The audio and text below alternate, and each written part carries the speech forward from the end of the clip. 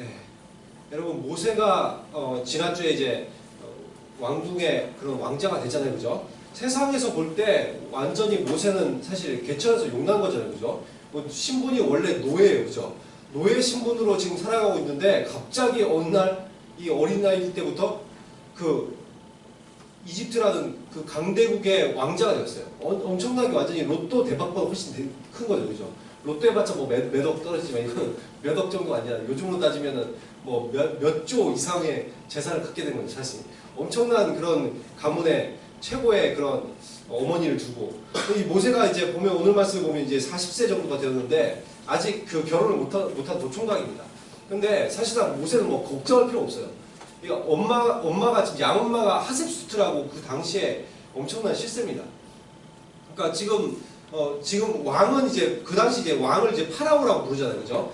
그 이집트의 왕은. 근데 파라오가 투트모스 3세인데 그 사람은 실질적인 권한이 그 하셉수트보다 높지가 못해요. 왜냐면은 이 하셉수트라는 공주는 지난주에도 이제 말씀드렸습니다만 원래라면 이제 그 이집트에 그 왕이 있었고 그 파라오 밑에 그 딸이 이제 하셉수트라는 딸을 낳았어요. 근데 이 딸이 이 왕이 그러니까 아들이 없고 딸밖에 없어서 외동딸이니까 이제 장군하고 결혼을 시킨 거예요. 그 나라의 장군하고. 그래서 장군하고 결혼을 시켜놨는데 이 장군과 공주의 사이에서 아들이 나오면 좋겠는데 아들이 안 나왔어요. 그리고 이 장군이 일찍 죽어버립니다. 그러니까 지금 이 하셉수트 입장에서는 결국 뭐 왕이 죽기 전에는 아니었겠지만 일단은 아들은 계속 없었어요. 그때 이미 이제 모세를 양자로 삼은 거죠. 자기가 뭐 아들을 못 낳을 수밖에 없는 상황이었는지 뭐 어찌됐건 모세를 이제 양아들로 삼은 상태였어요. 근데 이제 전 왕이 죽고 이제 그 자기 남편이 죽고 이제 다른 왕을 세워야 되는데 모세를 세운 게 아니라 보니까 다른 사람을 세웠어요. 투트모스 3세라고. 이 투트모스 3세는 보니까 자기의 아들이 아닙니다. 이 자기 남편이었던 장군의 아들인데 그것도 그냥 자기와 그 장군 사이에서 나왔거나 아니면 뭐 괜찮은 가문에서 나온 게 아니라 첩의 소생이에요. 그 자기 남편의 첩이에요. 첩의 아들이에요. 그러니까 서열적으로 봤을 때는 모세가 사실상 모세도 비록 공주의 친아들이 아니니까 서열적으로 뭐 왕가는 아니잖아요, 그죠? 그러나 이 투트모스 3세도 왕가의 출신이 아닌 거예요. 그냥 장군의 아들인 거예요. 그러니까 사실 누가 왕이 돼도 별로 그게 서열적으로 봤을 때는 모세가 특별히 밀릴 만한 위치는 아니었다는 거죠. 근데 이상하게 왜 그런지 모르겠는데 하셉수트가 일단은 투트모스 3세를 왕을 세웠어요.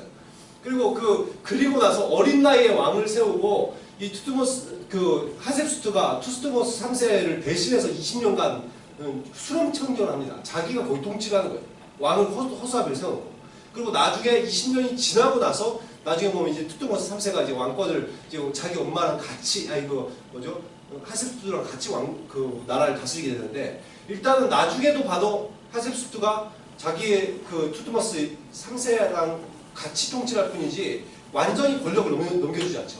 그러니까 모세는 언제라도 자기 어머니가 조금만 도와주면은 뭐 왕이 될지도 모르는 그런 위치에 있는 사람이었다는 거죠. 그러니까 이런 위치에 있다 보니까 자기의 양엄마가 그 왕보다 더 왕 같은 실질 권력자이기 때문에 뭐 걱정할 게 있겠어요. 그리고 사도행전 7장 20절 보면 이집트의 모든 지혜를 배워서 말과 일에 능한 능력자였다는 거예요, 모세가.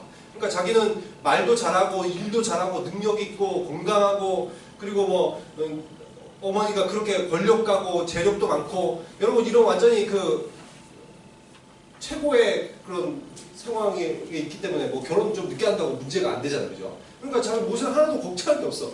근데 문제는 이 모세라는 사람이 딱 하나 말 못할 고민이 있어요. 사람들한테 말 못할 고민이 있는데 그게 뭐겠어요? 친가족이 노예라는 거예요. 친가족이 노예인 거예요. 그래서 친가족이 지금도 자기의 그 투트모스 3세의 명령을 받아서 열심히 고된 노역을 하고 있다는 거죠. 얼마나 좀 기분이 안 좋겠어요, 그죠? 투트모스 3세는 더욱더 일부러 고된 노역을 시키지 않아요. 잘은 모르겠지만. 아무튼 이렇게 자기의 가정은 이제 일부는 이제 자기의 친가정은 노예인 거예요. 근데 이런 입장에서 여러분 보통 권력을 얻게 되면 어떻게 할 것 같아요? 자기가 왕자가 됐다. 근데 지금 자기는 원래 노예 출신이다. 그러면 많은 사람들이 우리들이 역사를 통해서도 알 수 있습니다만 이런 어떤 출신이 안 좋은 사람들은 보통 자신의 과거를 어떻게든 지우려고 많이 노력을 하죠. 그런데 보면 모세는 하나님을 믿는 신앙인이었고 또한 언젠가 하나님이 이스라엘을 언젠가 구원해 주실 것이다 이런 믿음을 가지고 있었던 것 같아요. 그러다 보니까 오히려 믿음의 눈으로 바라보니까 어떤가요? 혹시나 이스라엘을 위해서 내가 하나님께서 나를 세워주신 게 아닌가, 그때를 위해 언젠가를 이스라엘 구원하기 위해서 나를 왕자 삼아주신 게 아닌가, 이런 생각들을 좀 했던 것 같아요. 사도행전 7장 23절에 보면 이런 말씀이 있습니다. 나이가 40이 되매 그 형제 이스라엘 자손을 돌볼 생각이 나더니, 예, 나이가 40세가 되었어요. 근데 그때 무슨 생각을 했다고요? 저 이스라엘 백성들을 좀 돌봐야 되겠다, 내가 저들을 보호자가 되어야 되겠다, 이런 생각들을 하게 됐다는 거예요. 그래서 이제 동족의 그런 이스라엘 백성들을 어떤 노예에서 해방시켜서 이집트 사람들과 같은 비슷한 시민권을 얻게 해주든지, 링컨이 마치 노예를 해방시켰던 것처럼, 아니면은 그보다 더해서 아예 이스라엘 백성들이 한 200만, 300만 되는 많은 숫자니까 그들을 데리고 아예 독립을 꾸었는지를 모르죠. 어찌됐건 뭔가 이렇게 좀 이스라엘 백성들을 좀 구원하고 싶은 마음들을 가졌다는 거예요. 그래서 히브리서 11장 24절부터 26절에 보면 이런 말씀이 이런 말들이 나와요. 모세가 공주의 아들 되기를 포기했다는 거예요. 공주의 아들로서 삶을 거절하고 오히려 하나님의 백성과 고난을 갖는 길을 선택했다라는 거예요. 그래서 잠시에 이제 생각을 했겠죠. 어떤 인생을 살까? 근데 잠시에 어떤 세상적인 낙을 누리고, 그 다음에 뭐 부자로 살고, 권력을 가지고 살고, 혹시나 왕이 되지 않을까? 이런 꿈을 꾸는 것보다 무엇을 하겠다? 내가 이스라엘 백성, 나의 동족들을 구원하는 삶을 살고 싶다. 이런 생각을 하면서 하나님이 이 세상의 상급들이 아니라, 이 세상의 금은 보화가 아니라 하나님이 주실 상급을 바라봤다, 이렇게 얘기하고 있어요. 히브리서에. 그러니까 이런 삶을 살아야겠다고 결단을 내렸다는 거예요. 대단한 믿음의 결단이죠. 그렇죠? 여러분이 만약에 같은 위치라고 생각해 주세요. 여러분이 한 나라의 그런 왕의 아들, 그 공주의 아들이 됐어요. 그 공주가 지금 거의 여왕처럼 군림하고 있어요. 그 사람의 아들이야. 내가 왕권을 이어받을지 몰라. 근데 여러분 그런 모든 삶을 포기하고 여러분 노예를 위해서 살겠다, 이거 쉽게 선택할 수 있으니까, 여러분이 지금 가진 게 없으니까 혹시나 난 그럴 수 있겠다 싶겠지만, 여러분 한번 올라가면 내려오는 거 정말 싫습니다. 내가 모든 걸 누릴 수 있는데. 그렇지 않아요? 요즘도 여러분이 가장 좋아하는 차들, 뭐 수억짜리 차를 살 수 있고, 그 다음에 수십억 아니 수백억짜리 저택에서 살 수 있고, 여러분이 누릴 수 있는 거 다 누릴 수 있다고 생각해요. 그런 삶을 살다가 완전히 사람들하고 전혀 다른 삶을 살다가 갑자기 그 사람들을 위해서 내가 인생을 살겠다, 내 모든 재산과 모든 걸 다 버리고, 이게 쉽겠어요? 정말 어려운 일이죠. 근데 지금 모세는 이렇게 한다는 거예요. 저는 실제로 그렇게 한 사람을 알고 있어요. 제가 알고 있는 사람 중에서 예전에 있던 저희 모교에 이제 선교사로 왔던 어떤 그 청년인데, 저보다 한 살 어립니다. 근데 그 어떤 나라에 어떤 그 아프리카에 있는 좀 잘 사는 나라에, 그래도 아프리카에서 그 나라에 보면 이제 부족들이 있잖아요, 그죠? 근데 그 나라에서 큰 부족이에요. 수백만 정도를 가지고 있는 부족인데, 그 나라의 부족장입니다. 그러니까 사실상 왕 같은 권세 가지고 있어요. 근데 그 아들이에요. 근데 원래라면 자기가 왕권을 이어받는 그 위치에 있습니다. 근데 자기 어머니가 지금 여왕으로 있고 자기가 이제 왕을 받아야 되는데, 여기에서는 왕이 되면은 기독교인이 될 수가 없어요. 왜냐면 그 나라에는 다 주술과 점령 숭배 뭐 이런 것들 하고 있는데, 어떻게 그런 기독교인을 왕을 시키겠어요? 왕이 되면 이제 왕도 못 될 뿐만 아니라 기독교인이 되면 나중에 언제는 암살당할지 모릅니다. 그렇기 때문에 왕이 될 것인가, 아니면 기독교인을 될 것인가 선택해야 됩니다, 사실. 근데 그 친구가 왕권을 버렸어요. 자기는 왕 안 하겠다. 그리고 자기 집에서 정원 가꾸고 있던 자기 삼촌이 있었는데, 삼촌한테 왕권을 넘겨줘 버리고 자기는 그냥 포기했습니다. 그런 사람들 보면은 대단하죠. 자기가 누릴 수 있는 걸 다 누릴 수 있어요. 어렸을 때부터 자기는 왜 자꾸 사람들이 자기한테 와서 그 고위 관직에 있는 사람들이 자기한테 굽신굽신하고 이런지를 몰랐대요. 근데 나중에야 이제 알게 됐다는 거죠. 자기가 어떤 신분이었다는 거. 근데 그런 걸 다 포기하고 지금 우리나라에서 살고 있어요. 그냥 우리나라에 있는 사람과 결혼해서. 이런 것들이 사실상 결정이 어렵죠. 내가 믿음의 삶을 살 것인가, 아니면 이런 많이 부와 권력과 이걸 누리고 살 것인가. 근데 이런 엄청난 결단을 내렸어요. 그런데 11절에 보면, 그래서 이런 결단을 내린 상태에서 어느 날 이제 이스라엘 동포가 어떻게 지내는지 지켜보러 갔어요. 물론 어렸을 때 이제 자기의 그 친엄마 밑에서 컸기 때문에, 물론 이제 그 궁궐에 왔다 갔다 하면서 컸겠지만, 이제 자기의 유머도 있었잖아요. 자기 엄마, 친엄마가. 그렇기 때문에 이제 그 생활상들을 잘 알죠. 알긴 아는데 오랜만에 이제 와봤을 거예요. 막 궁궐에 오래 살다가 와서 딱 지켜보고 요즘 같으면 이제 차에 딱 앉아가지고 딱 지켜보고 있겠죠. 그냥 이렇게 나가 내리지 않고 이렇게 보면서 어떻게 생각하나 이렇게 보고 있었어요. 그러게 보고 있는데 굉장히 고되게 노동하는 것을 지켜보면서 무슨 생각하겠어요? 어떻게 하면 저들 좀 구원할 수 있을까? 내가 어떻게 저들 도울 수 있을까? 이런 생각을 하고 있는 거예요. 근데 이때 이집트 사람이 딱 나타나더니 갑자기 이제 이 자기 동족을 갑자기 때리기 시작한 거야. 막. 그리고 막 발로 차고 패고 막 이러는데 막 이 동족은 뭐 맞아가면서도 막 피가 터지고 그러는데도 뭐 반항도 못하고 그냥 얻어 터지고 있는 거예요. 그걸 보는 순간 이제 화가 치밀어 오는 거예요. 그래서 반항도 못하고 하고 있는 모습을 보면 화가 치밀고 이집트 사람들이 이제 뭐 껄껄거리면서 웃으면서 지나갑니다. 지나가는 걸 보고는 이제 몰래 뒤로 따라가서 딱 보니까 이제 골목으로 아마 들어간 것 같아요. 딱 주변에 보니까 아무도 없어. 뭐로 죽였는지 모르겠지만 아마 제 생각은 돌로 죽이지 않았을까. 돌로 이제 뛰어나가 그대로 머리를 빡 때려놓은 거예요. 딱 죽었어. 그래서 딱 죽이자마자 이제 그 사람은 이제 그 이집트는 모래가 많잖아요, 그죠? 이 모래가 얼마나 또 잘 파죠, 모래는, 그죠? 모래 파가지고 그냥 대충 묻어놓고 이제 도망을 간 거예요. 그래서 이제 끝났다. 그래도 자기의 분이 풀렸어요. 그래서 딱 했는데 그 다음에 이튿날이 됐어요. 또 이스라엘 이제 노예 마을로 딱 들어갔는데 13절에 보니까 이번에는 이스라엘 백성들끼리 막 싸우고 있는 거예요. 그래서 싸우는 걸 보고는 이제 모세가 또 이제 참견하기 시작합니다. 그래서 이 잘못한 사람을 딱 보고 누가 잘못했는지 봐서 딱 그 사람한테 말하는 당신은 어째서 이 사람을 때린 겁니까? 이렇게 물어봤어요. 그러니까 14절에 보면 그 말을 듣더니 이제 그때부터 이제 그 이스라엘 백성이 화가 난 거예요. 그러면서 당신이 뭔데 우리들에게 이래라 저래라 하느냐 이런 식으로 나오는 거죠. 그러면서 누가 당신을 우리들의 통치자로 세웠냐? 아니면 뭐 재판관으로 세우기라도 했어?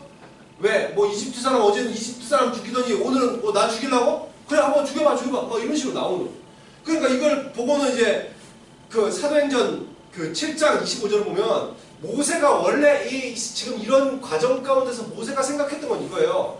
자기가 이스라엘을 위해서 어떤 결단을 했어요? 굉장히 어려운 결단을 했잖아요. 그죠? 왕자의 그런 신분들, 권력과 부와 이런 거 다 포기할 삶을 살아보겠다 이런 결단을 막 내렸다는 거예요. 그리고 심지어 이스라엘 백성이 고난받는 것을 자기가 도와주려고 사람까지 죽였어. 그럼 이쯤 되면 이스라엘 백성들이 좀 자기를 이 사람을 통해서 하나님께서 혹시나 우리들을 구원해 주려고 하시지 않나 이런 것들을 이스라엘 백성들이 알아주지 않을까 이런 생각을 했다는 거예요. 근데 이렇게 알아주지 않고 오히려 어떻게 하는 거예요? 이 사람들이 전혀 깨닫지 못하는 거예요. 모세를 통해서 하나님께서 구원 계획을 가지고 계실 것이라는 걸 깨닫지 못한 거예요. 그러니까 이것을 보고 이제 사실 여러분 어떠한 일들을 추진하려고 할 때 이스라엘 백성들을 구원하는 노예에서 해방시키는 아니면 어떠한 민족 지도자로서 자기가 그런 꿈을 꿨겠죠. 그런 삶을 살아보겠다. 근데 그렇게 하려고 할 때 여러분 자기 혼자 할 수 있어 일을? 자기 혼자 일할 수 있나요? 아니죠. 이스라엘 백성들의 어떤 지지를 받아야지 자기가 할 수 있잖아요. 근데 이 사람들은 전혀 그런 생각도 없는 거예요. 근데 모세 혼자 어떻게 하겠어요? 그러니까 지금 이제 계획이 실패한 거죠, 완전히. 게다가 보니까 아무래도 이 일에 소문이 난 것 같아요. 그래서 모세가 오늘 보니까 두려워서 이르되 일이 탄로되었다. 이제 큰일 났다. 이제 죽게 생겼다. 이거죠. 그래서 15절에 보면 파라오가 이 일을 듣고 모세를 죽이려고자 하여서 찾습니다. 근데 여러분 여기서 사실상 생각해 보면 약간 의문점이 들잖아요. 저는 두 가지 의문이 있어요. 왜냐면 이 파라오가 이 고대 사회잖아요, 그죠? 고대 사회에서 왕자가 백성 한 명 죽였어요. 백성을 죽였다고 해서 여러분 이 사람을 죽일 죄인이에요. 고대 사회예요. 지금 요즘은 사람을 죽이면 감방도 가고 아니면 뭐 사형이 떨어질지도 모르겠어요. 근데 고대 사회에 2000 몇백 년 전에 그때 사람을 한 명 죽인다고 해서 뭐 이게 엄청난 죄예요. 사실상 안 그렇지 않아요? 왕자란 말이에요. 여러분 아까 얘기했던 그 친구 같은데 제가 그 왕이나 왕이 되면 어떤 권세가 있냐 물어보니까 이렇게 얘기를 하더라고요. 재산권과 그 백성들의 생사 역할권을 자기가 가지고 있대요. 그러니까 자기 사람을 죽여도 상관이 없대요, 사실상. 그런 위치에 있대요. 근데 여러분 요즘도 그런 어떤 다른 세계에는 그런 나라가 있어요. 근데 그 당시에 왕자가 사람 한 명 죽이는 건 사실 큰 문제 아닐 수 있거든요. 근데 왜 파라오가 지금 모세를 죽이려고 찾아요? 거기다가 이쯤 되면 아직 자기 양엄마인 하셉스투가 아직도 실세란 말이에요. 근데 사실은 여러분 그러지 않겠어요? 자기 아들이 아무리 양아들이라도 아들이 공경에 처했어요. 그러면은 엄마가 내가 알아서 해줄게. 그 무슨 문제야? 그래서 딱 시비를 쳐줘야 되는 거 아니에요? 근데 그런 것들이 없는 거예요. 왜 그럴까요? 왜 그럴 것 같아요? 저는 이 사건이 단지 사람 하나 죽이는 문제가 아니었던 것 같아요. 왜냐면 지금의 정황상 그리고 지금 아니면 히브리서나 아니면 사도행전의 내용상 보면 이 지금 모세라는 사람은 이스라엘 구원할 마음을 먹고 뭔가 그러니까 정부에 반할 만한 어떤 행동을 추진해 오지 않았을까? 계속해서 계획하고 그걸 진행해 오지 않았을까 싶어요. 그렇게 됐으면 만약에 당연히 지금 이 투트모스 3세에게는 지금 모세가 정적입니다. 그죠? 자기를 언제 누르고 다시 왕을 찬탈할지 모르는 위치에 있는 사람이잖아요. 자기보다 사실상 서열도 안 밀려. 거기다가 어떻게 고대 사회는 독살이라든지 여러 가지 방법이 있으니까 암살을 당한다든지 그리고 그 사람이 왕이 될 수도 있는 위치에 있으니까 얼마나 불안하겠어요. 그죠? 투트모스 3세는. 그러면 당연히 자기의 어떤 그 스파이 같은 사람들을 붙여놨겠죠. 모세한테. 근데 이것이 아마 이 사람을 죽이는 사건이든 아니면 다른 어떤 증거를 찾았던 간에 뭔가 지금 일종의 어떤 반란이나 영모나 민족 해방 운동을 지금 시작하는 어떤 증거를 포착한 것 같아요. 걸린 거죠. 완전히. 딱 걸린 거죠. 이쯤 되면 이제 하셉스투도 도와줄 수 없는 거예요. 자기가 아무리 엄마라고 해도 지금 이거 잘못하다가 같이 영모에 휘말린다든지 잘못돼 갈 수가 있잖아요. 이쯤 되면은 아무리 공주라도 도와주기 힘듭니다. 자기 차라리 모른 체 해야지 자기까지 휘말리더라면 안 되잖아요. 그러지 않았을까? 모세는 지금 계획이 완전히 탄로된 거예요. 그래서 어떻게 하기 시작한 거예요? 망정길에 오르기 시작한 거예요, 이제. 그래서 민족의 어떤 해방 지도자의 꿈을 꿨던 이 젊은 사람이 이제는 살인자가 되고 반역자가 되어서 도망을 다닐 수밖에 없게 된 거예요. 미디안 광야, 이제 도피라는데 이 광야라는 땅은 여러분 이 광야는 죽음의 땅이에요. 생명체들이 잘 살지 못하는 땅. 살아있는 생명체들은 대체로 독사나 맹수 같은 하이에나 이런 식의 동물들이만 살잖아요, 그죠?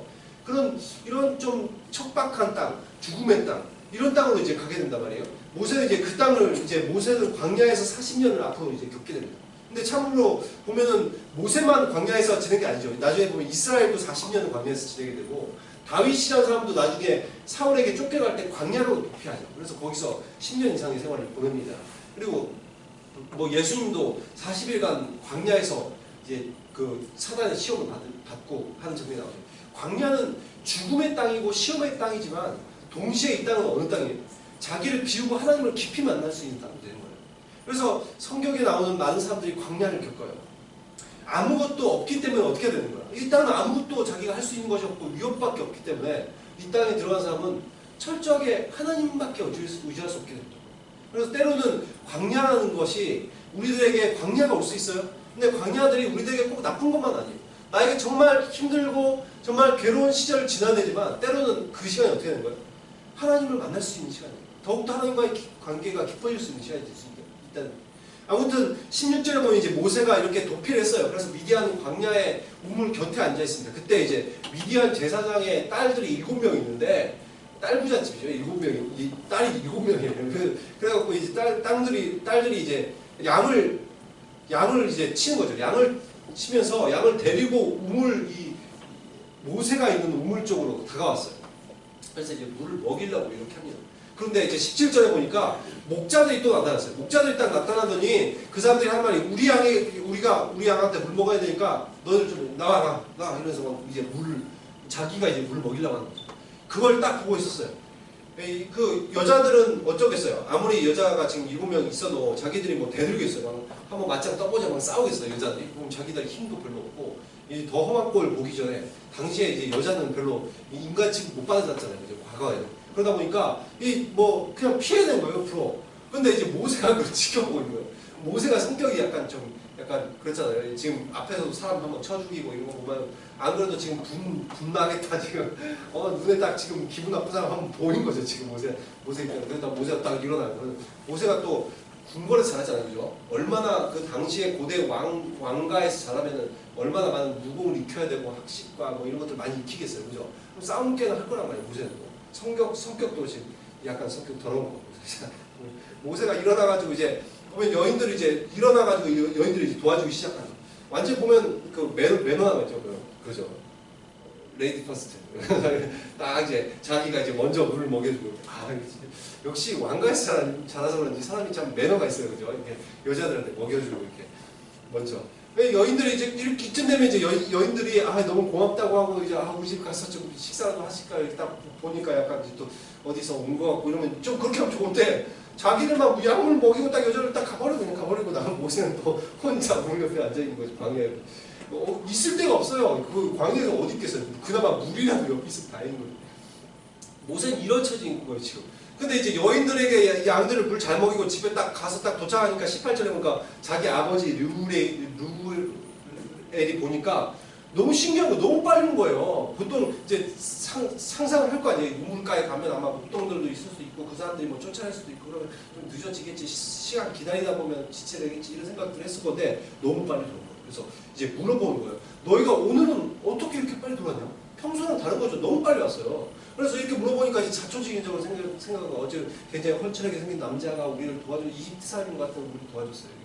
막 무공이 아우 대단하더라고요. 그래서 막 이렇게 설명을 하는 거죠. 그래 얘기를 하니까 그 말 듣던 20절에 보니까 이제 자기 아버지 루에 그러면 얘기를 합니다. 아니 그 사람 지금 어디 있어? 그래서 너희가 어째서 그 사람 놔두었냐? 빨리 지금 당장 빨리 가서 그 사람 모셔와. 음식이라도 좀 대접하고 해야 될 거 아니야? 이러면서 이제 다시 돌려보내요. 이게 고대 중동에는 여러분 이 나그네를 대접하는 접대 문화가 발달해 있었어요. 왜냐면은 여러분 이 중동의 특성상 그 지역이 사막 기후고 대부분 광야 아니면은 저기 사막이잖아요. 그죠? 인간들이 그러니까 살 수 있는 땅들이 많이 적고 그러다 보니까 그 지역이 여러분 나그네가 되었을 때 누가 다른 사람들을 돕지 않으면 이렇게 누가 이렇게 지나가다가 뭐 천막이라도 발견하면 들어가서 도와달라고 하고 물과 음식도 잠자리도 제공받고 이런 식의 어떤 접대를 받지 않으면 잘못하면 죽을 수밖에 없는 공간이란 말이에요. 그러다 보니까 이 사람들의 어떤 그 암묵적으로 우리들이 이런 뭐 이렇게 하자 이런 약속을 한 건 아니지만 사람들 간의 어떤 문화가 형성되는데 그 문화가 나그네가 되면 이 나그네를 보면 무조건 돕는 문화가 생긴 거예요. 그래서 자기들도 언제가 나그네가 될지 모르니까. 그래서 서로 이제 이런 나그네가 되면 사람들을 도와서 그 사람 생명 보존해 줄 수 있도록 그런 문화들이 이제 고대 사회에 형성이 됐다는 거죠. 그러면 당연히 지금 이 여인들이 데리고 왔어야 되는데 지금 어떻게 된 거예요? 되게 그 네 가지 없는 행동을 한 거예요, 사실상 여인들이. 데리고 와야지. 그러니까 루울은 그것 때문에 지금 뭐라 하는 거야? 너 뭐냐 이 네 가지 없는 애들아. 빨리 가서 데려와라. 그래서 거기서 살면서 죽으면 어쩌나 너희들 때문에. 이러면서 빨리 데려오라는 거죠. 그래서 이제 딱 데려왔죠. 그래서 손님이 이제 와서 이제 식사도 맛있게 하고 허겁지겁 막 먹고 이런 음식들을 사실상 먹어본 음식이겠어요. 사실상 얼마나 좋은 음식 먹다가 지금 이런 좀 마음에도 안 드는 이집트는 또 물도 풍부한데 물 광야에서 겨우 물 한 그릇 먹고 막 별것도 아니고 뭐 빵 같은 거 먹고 있고 이런 거. 근데 그렇게 하고 있는데 이런 생활 보면 분명히 딱 보면 귀족 같은데. 근데 안 가는 거죠. 안 가. 집에서 그냥 있는 거예요. 며칠 동안. 딱 보니까 계속 보니까 어디 집에 딴 데 갈 수는 없는 갈 곳이 없어 보이고. 근데 품 있고 매너 좋고 뭐 학식과 말에 능한 사람 같고 신체도 건장한 청년이고. 이제 루에 고민하는 거죠. 그래서 이제 모세한테 이제 물어보는 거예요. 혹시 당신 자네 혹시 내 딸 식보라 어떻게 생각하나? 자기 딸을 이제 그동안 딸이 7이나 있으니까 그래도 딸 7명이 있는데 18이 보내야 될 거 아니야. 나가니까 모세가 10%요? 좀 이쁘고 사람 괜찮은 것 같은데요. 그래? 그러면서 결혼을 시킨 거예요. 그래서 결혼을 시켜서 아들을 이제 2명을 낳고 이렇게 살게 된 거예요. 그래서 이제 이집트에서의 40년의 어떤 왕자의 삶을 이제 완전히 잊어버리고 뭐 잊혀지진 않겠죠. 아무튼 그것을 이제 점점 이제 버려야 하는 것이고 이제 자기의 어떤 그런 꿈과 이런 것도 포기하고 그냥 양치기의 삶을 살게 된 거예요. 모세는 사실상 여러분 보면 분명히 하나님이 주시는 비전을 가지고 있었어요. 그죠? 이스라엘을 구원하고 또한 해방시키려는 어떤 하나님의 뜻이 있다는 것을 깨달았어요. 젊은 나이에. 그래서 이런 삶을 살아봐야 되겠다. 이런 마음들을 품었는데 그리고 자기가 그 일에 세움받지 않았을까. 그렇기 때문에 굉장히 자기가 과업을 잃어버리려고 왕자 신분을 버리고 왕자 신분도 포기할 각오들, 재물과 권력과 부를 다 포기할 마음까지 다 먹었잖아요. 그죠? 그럼 이쯤 되면 좀 하나님이 도와주셔서 자신의 길을 열어주실 것이라고 자기는 생각했을 거야. 근데 문제는 막상 일을 하려고 하니까 아무도 지지해 주는 사람이 없고 이스라엘 백성인데 하나님도 안 도와주시는 것 같고 여러분 그냥 나는 결국 모든 것을 그냥 잃었을 뿐이에요. 나는 신분도 잃었어, 부도 잃었어, 그 다음에 내 비전도 잃었어, 다 잃었어. 그냥 다 잃고 지금 그냥 나그네 인생, 그냥 양치기 인생으로 전락한 거예요. 완전히 그냥. 차라리 이런 꿈을 꾸지 않았으면 왕자로라도 살았지. 아니면 하나님 도와주셨으면 내 비전을 이루는 삶이라도 살아봤지. 얼마나 놀라운 삶이에요. 하나님의 뜻을 이루는 삶. 근데 이런 아무런 삶이 아니라 그냥 양치기가 돼버린 거예요. 여러분이 모세의 상황이면 어떨 것 같아요? 내가 정말 하나님의 일을 위해서 위대한 일을 해보기라고 꿈을 꿨는데 그런 삶을 살기는커녕 나는 완전히 거지가 됐어. 나는 완전히 어려운 삶으로 떨어졌어. 내 인생 이게 뭔가? 여러분 그런 고민 안 되겠어요? 저는 하나님 위해서 뭔가를 사람을 냈는데 내 인생 왜 이렇게 됐습니까? 왜 하나님께서는 저를 돕지 않으십니까? 사실 근데 모세는 하나님의 뜻을 자기의 어떤 생각과 계획, 자기의 방법, 자기의 시간표, 그리고 자기의 능력으로 이루어보려고 했습니다. 하나님은 우리들에게 일을 맡기실 때, 그리고 하나님의 사람으로 살아갈 때, 하나님이 원하시는 것은 하나님의 뜻대로 살기 원하시는 거예요. 왜냐면 우리들이 마음대로 살면서 하나님의 일들을 이룰 수는 없거든요. 내 힘과 내 능력으로 이룰 수 없거든요. 그래서 하나님은 하나님께서 계획하신 삶을 살기를 원하셔요. 근데 모세는 어떤가요? 하나님이 가지고 계신 꿈은 막연히 알았어요. 이스라엘을 구원하는 것일 거야. 이런 것을 알기를 알았어요. 그 비전을 받았어요. 그럼에도 불구하고 이 삶은 어땠어요? 그 이루는 과정에서 철저히 자기의 삶을 하는 거예요. 내 생각, 내 고집, 내 어떠한 그 방법, 내 시간대로, 내 능력 안에서. 그러니까 어떻게 된 거예요? 실패한 인생을 산 거예요. 여러분, 모세는 내가 모든 것을 포기했다. 내가 재산도 포기하고 내 신분도 포기했다 라고 생각했지만 뭘 포기 못한 거예요? 뭘 포기 못한 거예요? 내 어떤 성격들, 아까도 보면 화를 내서 사람을 죽이는 데까지 갈 필요 없어졌어요. 하나님께서 이루실 방법은 다른 방법입니다. 그런 모습들이라든지 아니면 자기의 어떠한 그 고집들, 어떤 자기 생각에 꽉 찬 모습들, 사실상 이런 것들은 내려놓지 못했거든요.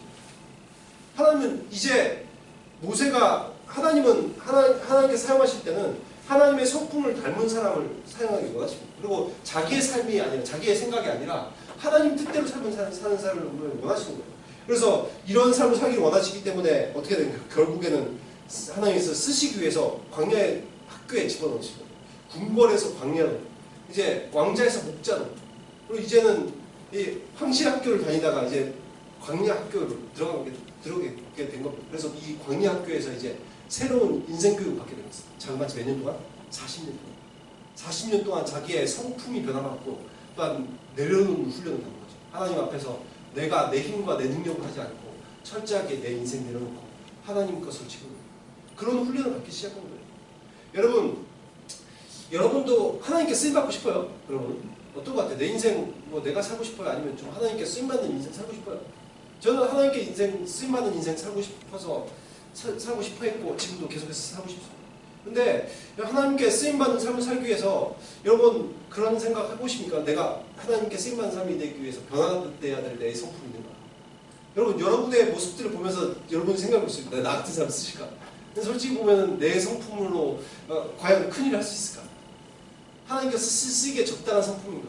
아니면 정말 내가 내려놔야 될 건 없는가? 혹시 내가 붙잡고 있어서 하나님께 쓰임 못 받지 못하고 있잖아요. 근데 모세의 삶이 그렇잖아요. 모세의 성품이나 아니면 모세가 실질적으로 자기 내려놨다고 생각하지만 내려놓지 못하는 것들 이런 것들로 인해서 하나님께 쓰임받을 만한 사람 아닌지 아직은 하나님은 이 40년 동안 이렇게 성품을 변화시키시고 내려놓는 훈련을 시키셔서 완전히 다른 인생을 살게 하십니다. 그럼 만약에 여러분들도 하나님께 쓰임받는 인생을 살려고 한다면 그런 마음을 먹고 하나님께 그렇게 기도한다면 여러분들도 더욱더 남들보다 큰 광야가 올 수 있어요. 그러나 그 광야라는 것은 여러분을 무너뜨리는 광야가 아닌 거예요. 죽음의 광야가 아닌 거예요. 단지 그 광야를 통해서 여러분은 어떻게 하시는 거예요? 성품을 훈련시키고 하나님을 의지하는 훈련을 시키는 것입니다. 그래서 더욱더 하나님께서 여러분의 인생을 놀랍게 이끌어 가시려는 거예요. 그래서 여러분이 어떤 삶을 살기 원하시는지 모르겠지만 정말 한 번 살다 죽는 인생인데 또한 우리들이 정말 하나님 믿는다면 정말 내가 하나님께 쓰임받고 싶다 이런 마음들 품었으면 좋겠고 그래서 정말 하나님 저에게 설령 광야가 있다 할지라도 저희들의 성품이 변화받고 또한 저희들이 내려놓고 하나님 의지할 수 있는 신앙인들 되어서 하나님께 쓰임받을 수 있는 사람들을 되어줄 수 있도록 인도해 주십시오. 그런 마음으로 우리 살아갈 수 있는 그런 저와 여러분이 되었으면 좋겠습니다. 기도하도록 하겠습니다.